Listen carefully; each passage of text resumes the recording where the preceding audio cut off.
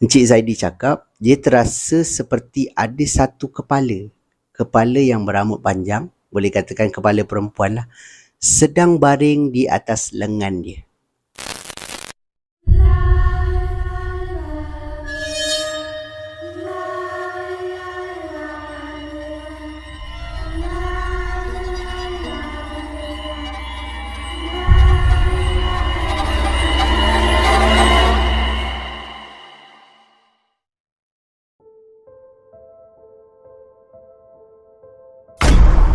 Assalamualaikum dan salam sejahtera.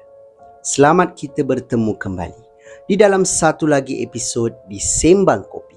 Bertemankan saya, storyteller kegemaran anda, Hanif Abdul Halim. Terima kasih diucapkan kepada anda semua yang dah pun subscribe dan terus menyokong channel saya ni. Dan mana anda semua yang baru je sampai ke Sembang Kopi pun, saya nak ucapkan selamat datang. Saya doakan anda semua yang menonton video ni dipermudahkan segala urusan anda semua dan dimurahkan rezeki yang barokah.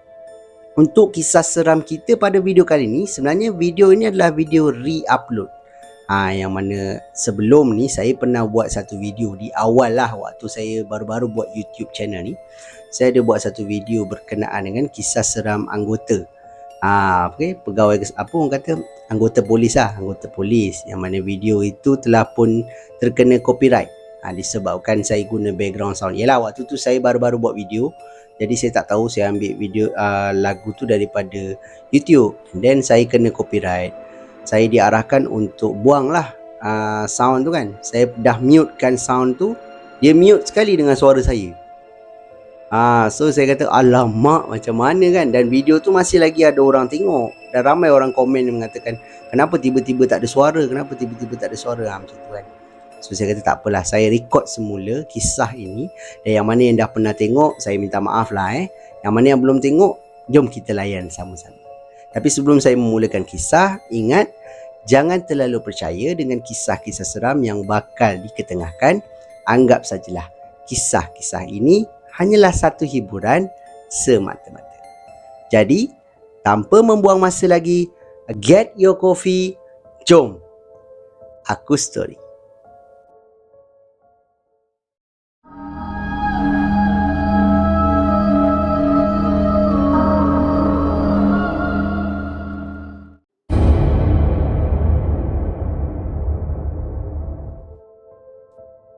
Okey, kita mulakan dengan kisah seram kita yang pertama ni. Kisah ini diceritakan oleh pengirim kita yang bernama Zaidi. Yang mana Zaidi ni nak berkongsi dengan kita semua satu pengalaman seram yang dia pernah alami sewaktu dia terlibat dengan satu orang kata operasi sekatan jalan raya. Kisah dia berbunyi begini. Okey, Zaidi bagi tahu yang dia ni adalah anggota polis lah, dan tempat dia bertugas ataupun balai dia ni terletak di Kelang, Selangor. Waktu kejadian seram ni berlaku, macam saya cakap tadi, dia terlibat dengan satu operasi sekatan jalan raya, yang mana sekatan jalan raya ini adalah rutin, selalu dibuat dekat situ, dekat kawasan tu. Biasanya akan tahan motor yang tak pakai helmet ke, ataupun orang tak pakai seat belt ke. Biasanya lah kan, sebab dah larut malam, biasanya orang akan ambil mudah lah benda-benda macam tu. Okey, dia pun tahan sampailah satu waktu yang mana dikatakan ada satu kereta yang sedang meluru ke arah mereka, ke arah Zaidi ni lah. Dan kemudian Zaidi tengok dekat bahagian cermin depan ni, tangan dia dah awal-awal dia dah macam tahan lah kan, tahan kereta ni menggunakan lampu dekat tangan dia tu, dia tahan. Okey, kereta ni semakin hampir, dia nampak di dalam kereta ni ada dua orang tau, yang mana seorang lelaki yang sedang memandu, dan kemudian sebelah lelaki ni ada seorang perempuan yang sedang pandang je ke bahagian bawah. Dan bila Cik Zaidi nampak je situasi macam ni, dia rasa macam pelik lah. Sebab kebiasaannya kalau nampak roadblock kan, tak kisahlah pemandu ke, orang kata penumpang kat sebelah ke, dia akan tengok seat belt ke kan, ataupun dia akan bergerak-gerak sikit lah sebab nampak roadblock. Tapi perempuan ni macam tunduk je, macam ada masalah tau. So Encik Zaidi ni ambil keputusan untuk tahan kenderaan tu, sebab yelah, mencurigakan. Bila kereta tu sampai je, dia turunkan cermin, Encik Zaidi ni terus sulur ke arah pemandu ni, dan kemudian pemandu ni tegur lah, "Selamat malam tuan." Selamat malam, dia kata. Dia pun sulur ke arah, orang kata, tempat penumpang ni kan, yang mana dia sulur. Dan masa ni dia terkejut sebab dia tengok sebelah lelaki ni tidak ada sesiapa. Dan kemudian dia kata, okey, berhenti tepi dulu. Dia kata macam tu. Okey, kereta ni pun teruslah pergi ke bahagian tepi kan, berhenti. Okey, dan kemudian Encik Zaidi ni terus pergi ke arah pemandu ni, dan dia kata, dia sulur ke bahagian belakang kan. Dia sulur ke belakang, tak ada apa. Dia kata, turunkan tingkap belakang cik. Dia kata macam tu. Oh, okey. Orang ni pun ikutlah. Dia turunkan cermin belakang kan. Turunkan cermin belakang, dia tengok dekat belakang memang tak ada orang tau. Bermakna dalam kereta tu hanya ada pemandu ni seorang je. Menyebabkan dia kata, "Encik keluar sekejap boleh?" Boleh. Pemandu ni pun keluar, dan kemudian dia tanya dengan pemandu ni, "Mana orang yang duduk kat sebelah encik tadi?" Dia cakap macam tu. Dan lelaki ni dia macam terkejut tau. Orang mana cik? Saya seorang je ni, cakap macam tu. So Encik Zaidi ni macam, tak, tadi saya nampak ada orang dekat sebelah awak. Perempuan tadi mana? Dia kata macam tu. Si lelaki ni lagi sekali cakap, tuan, saya cakap terus terang, saya memang seorang tau daripada tadi. Saya bawa kereta ni. Encik nak tuan nampak apa ni? Dia cakap macam tu. Dan tiba-tiba daripada belakang, bahu Encik Zaidi ni macam diusik lah kan, oleh seorang lagi anggota polis, yang mana rakan sekerja Encik Zaidi lah. Dia usik. Lepas tu Encik Zaidi pandang belakang, kenapa? Di, kau kenapa di?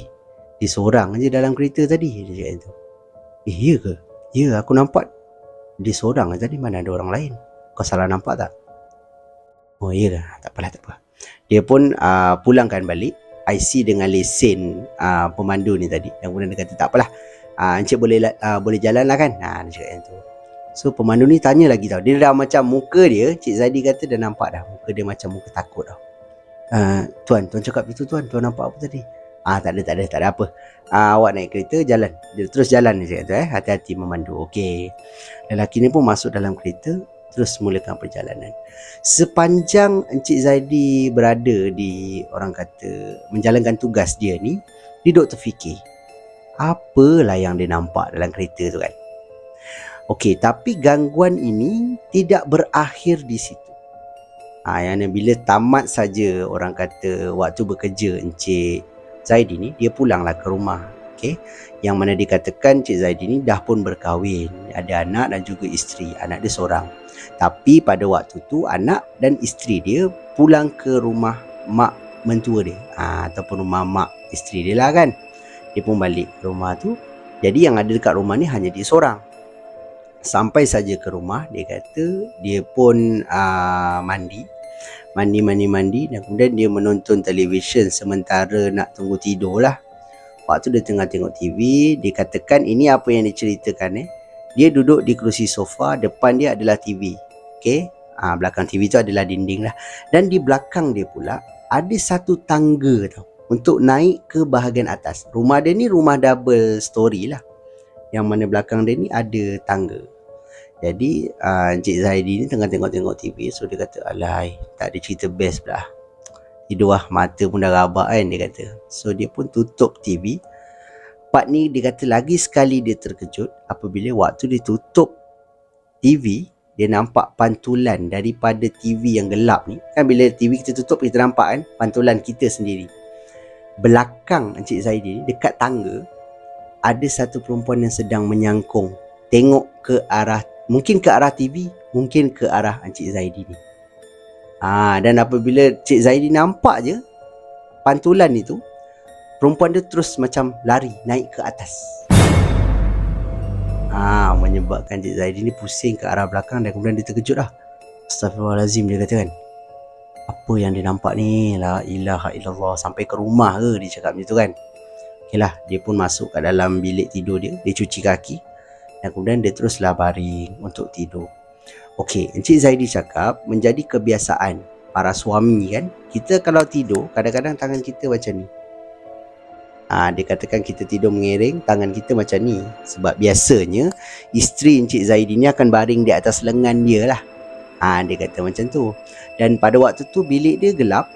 Ada cahaya daripada lampu jalan di luar tingkap. Tapi disebabkan adanya langsir ni, jadi cahaya yang masuk ke dalam bilik dia adalah sangat-sangat minimum tau.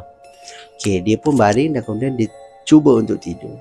Waktu dia tengah tidur ayam ni, okay, Encik Zaidi cakap dia terasa seperti ada satu kepala yang berambut panjang, boleh katakan kepala perempuan lah, sedang baring di atas lengan dia.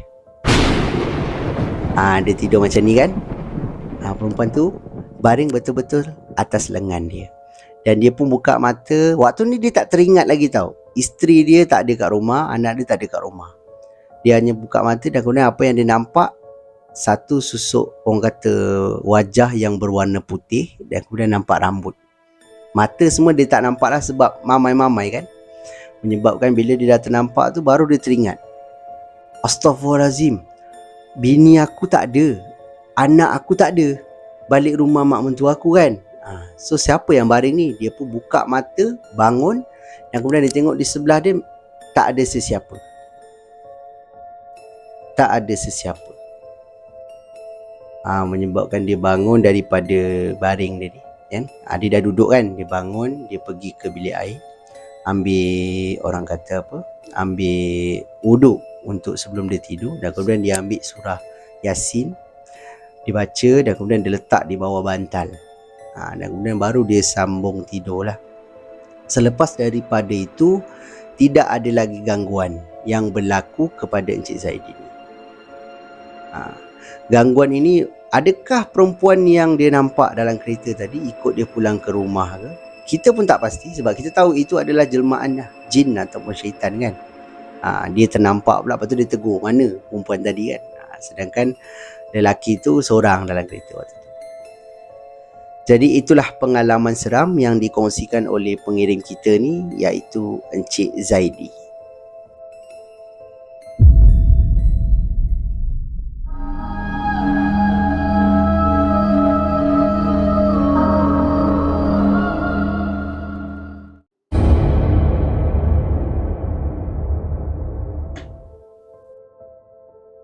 Kisah seram kita yang kedua ni pula diceritakan berlakunya kepada pengirim kita yang bernama Encik Karim. Yang mana Encik Karim ni, dia pernah mengalami satu pengalaman seram yang mana pada waktu tu dia berada di lokasi boleh kita katakan kemalangan maut. Okay? Yang mana Encik Karim ni adalah seorang anggota bomba. Okay? Dan dia bekerja ataupun balai dia ni terletak di negeri Perak. Dekat mana secara tepat dia tak bagi tahulah dekat mana. Dan pernah berlaku satu kejadian yang mana dia ni dapat panggilan dapat arahan untuk pergi ke satu, orang kata, lokasi kemalangan yang melibatkan 4 buah kereta. Dan kemalangan ni di sebuah lebuhraya lah di area Perak juga. Dan dia tak bagi tahulah dekat secara tepatnya dekat mana. Jadi dia pun bergegas lah dengan dia punya jentera dan juga beberapa kekuatan yang dia ada. Dia bawa, bila dia sampai je dekat tempat kejadian ni, dia tak sangka lah sebab melibatkan 4 kereta pada mulanya. Dan tengok ada 4 kereta teruk sangat. 3 daripadanya total loss tau. Dan disebabkan kemalangan ini teruk, dah sampai dah. Ada beberapa, orang kata, jentera bomba yang dah sampai dan sedang keluarkan, orang kata, mungkin mayat-mayat yang dah tersepit ke apa kan. Jadi dia pun turun, pergi ke arah, orang kata, tempat kereta ni tadi. Ada 4 buah kereta kan, macam saya cakap tadi. Dah ramai dah orang berkerumunan dekat situ. Jadi bila dia sampai, tiba-tiba ada satu, dia ternampak. Okay, dia ternampak ada seorang kanak-kanak daripada kerumunan ni datang ke arah dia. Yang mana pada waktu tu dia dengan anggota dia lah ada 4 orang. Okay, termasuk Encik Karim ni ada 5 lah. Dia nampak je budak ni terus cakap dengan dia, Cik, dekat kereta hujung sana ada lagi orang tersepit. Dia cakap macam tu. So Encik Karim ni terus macam, oh ya ke? Dia cakap itu kan. Dia pun tengok dekat bahagian hujung, memang betul kereta tu dah teruk lah. Jadi dia pun kerah anak-anak buah dia untuk ambil peralatan yang diperlukan untuk dia buat, mungkin potong body ke apa kan. Dia pun bawa benda-benda tu semua. Sampai saja dekat kereta ni, Cik Karim kata, ush, ini pemandu mesti mautnya. Sebab bahagian depan kereta ni dah teruk tau, remuk habis. Sebab dia belakang sekali mungkin, dia langgar kan. Jadi siapa yang duduk di bahagian depan ni, baik penumpang, baik pemandu, mesti tersepitnya. Jadi dipendekkan cerita, Encik Karim ni dia arahkan untuk potong bumbung kereta tu pada waktu tu, untuk keluarkan mungkin orang ataupun mangsa yang berada di dalam kereta ni. Dah potong apa semua dan didapati dalam kereta ni hanya ada 2 orang je. Seorang lelaki kan yang sedang bawa kereta. Lelaki ni agak berumur dan kemudian sebelah dia perempuan, tapi tak pasti perempuan ni umur berapa. Jadi dia pun keluarkanlah cara macam mana, detail dia tak bagi tahu. Dia keluarkan kedua-dua mangsa dan kedua-dua mangsa ni dah meninggal lah kan, dah tak ada lagi lah. So dia keluarkan. Encik Zaidi ni dia macam perhati je dekat satu lagi mayat tau, yang mana berpakaian baju seakan-akan macam warna putih, macam blouse tau. Jadi dia tengok, dia kata, macam ada nampak lah baju ni dekat mana. Dia terfikir macam tu, macam dia baru nampak tau baju ni dekat mana. Tiba-tiba salah seorang daripada anggota dia datang. Dia cakap, tuan, ini bukan ke budak yang suruh kita datang sini, yang bagi tahu ada orang lagi tersepit kan dekat kereta ujung? Ya ke? Dia pun tengok betul-betul muka mayat ni, yang mana muka mayat ni sebenarnya dah berdarah lah, tapi baju rambutnya memang sama. Menyebabkan Cik Karim kata dia pandang sesama dia orang ni, dan dia orang macam tak percaya dengan apa yang dia orang nampak tau. Sebab dia orang semua nampak budak ni datang ke arah Cik Karim. Cik Karim ni kira ketua lah, datang ke arah Cik Karim dan bagi tahu ada orang lagi tersepit. Dan rupanya orang yang dia tunjuk itu adalah dia sendiri yang berada dalam kereta. Encik Karim sendiri seakan-akan tidak percayalah. Dia kata macam, tak masuk akal lah, macam mana kan kejadian ni boleh berlaku. Tapi itulah yang Encik Karim alami pada malam itu. Dan kisah dia sampai dekat situ je lah. Pada saya kisah ni menyeramkan dan bukanlah menyeramkan sangat, tetapi lebih kepada sedih lah kan. Dia macam bagi tahu dia masih lagi tersepit dekat ujung sana. Sedih lah. Jadi itulah pengalaman seram ataupun pengalaman misteri lah. Kita gelar pengalaman misteri yang dialami oleh pengirim kita ni, iaitu Encik Karim. Jadi itu sajalah kisah seram kita untuk video kita pada kali ni. Yang mana video ni macam saya cakap pada awal tadi, ini adalah re-upload video yang sebelum ni. Yang mana memang ada 2 kisah je. Saya pada mulanya 2 kisah, lepas tu naik 3, naik 4 kan. Siapa yang follow Sembang Kopi mesti tahu. 3, lepas tu naik 4, sekarang dah jadi 5 kisah. Dan insyaAllah lepas ni kalau semakin banyak kisah, mungkin saya boleh muatkan 10 ke. Tapi 10 macam banyak sangat pula, naik sampai 2 jam nanti kan tak ada orang nak tengok pula. Jadi terima kasih diucapkan kepada anda semua yang sudi menonton video saya ni daripada mula sampai ujung. Saya sangat-sangat hargai. Dan yang mana yang baru je sampai ke channel ni, sekiranya anda suka dengan cara penyampaian saya, anda terhibur dengan kisah-kisah seram yang saya kongsikan dengan anda ni, saya hargai sangat-sangat. Kalau anda dapat bantu saya, bantu channel saya dengan tekan butang like, butang subscribe dan juga butang loceng supaya anda tak akan terlepas apa-apa video yang saya akan upload lagi lepas ni. Akan ada banyak lagi kisah seram yang saya akan kongsikan di dalam channel saya ni. Itu sajalah daripada saya. Kita jumpa lagi di video yang akan datang. Thanks for watching. Assalamualaikum. See ya.